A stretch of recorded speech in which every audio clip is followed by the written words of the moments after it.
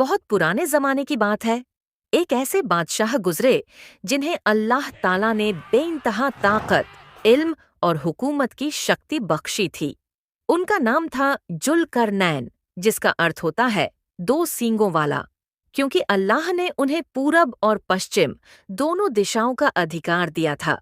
वह सिर्फ एक बादशाह नहीं थे, बल्कि अल्लाह के नेक और न्यायप्रिय बंदे थे, जो हर काम में अल्लाह की रजा तलाश करते थे। एक दिन जुल्करनैन अपनी विशाल सेना के साथ पश्चिम की ओर रवाना हुए।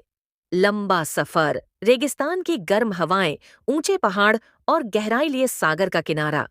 कुरान बताता है कि वे वहां पहुंचे जहां सूरज ऐसा दिखाई देता था मानो वह काले कीचड़ भरे पानी में डूब रहा हो। सूरह अल कहफ, आयत 86। वहां उन्हें एक कौम मिली, कुछ लोग जालिम थे और कुछ नेक।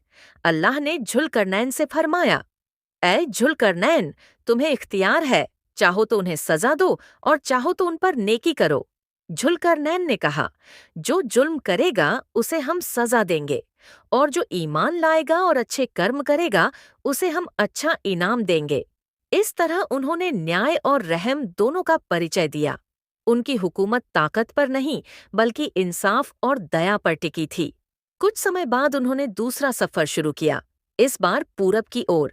वे लंबा सफर तय करके ऐसे लोगों के पास पहुंचे जो बिना किसी छाया या इमारत के खुले सूरज के नीचे रहते थे।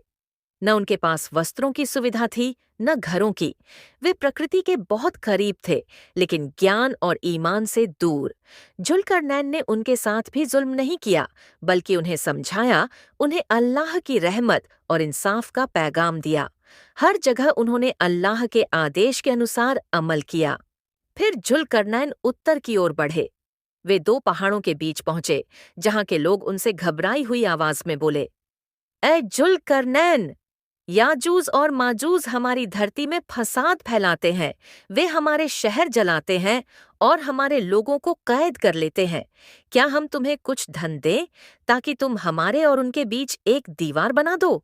जुल्करनैन ने मुस्कुराते हुए कहा, मुझे धन की आवश्यकता नहीं है, बस तुम मेरी मदद करो ताकि मैं तुम्हारे लिए एक मजबूत दीवार बना दूं। जुल्करनैन ने बड़े बड़े लोहे के टुकड़े मंगवाए, उन्हें पहाड़ों के बीच रखा और आग से लाल कर दिया। फिर उन पर पिघला हुआ तांबा डाल दिया और इस तरह एक ऐसी मजबूत दीवार बना दी जिसे न याजूज माजूज चढ़ सकते थे, न उसमें छेद कर सकते थे। जब वह दीवार तैयार हो गई, जुल्करनैन ने दोनों हाथ उठाकर कहा, यह मेरे रब की रहमत है, लेकिन जब मेरे रब का वादा पूरा होगा, क़यामत का समय, तो यह दीवार भी ढह जाएगी। सूरह अल कहफ, आयत 88। कहानी का संदेश।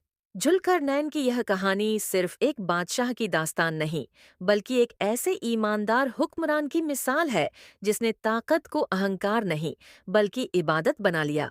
उन्होंने सिखाया कि जब अल्लाह किसी को शक्ति दे तो उसे इंसाफ, रहमत और लोगों की भलाई में इस्तेमाल करना चाहिए। दुनिया की हर यात्रा का असली मकसद सिर्फ एक है, अल्लाह की रज़ा। कुरानी संदर्भ, सूरह अल कहफ, आयत 83 से 98 तक।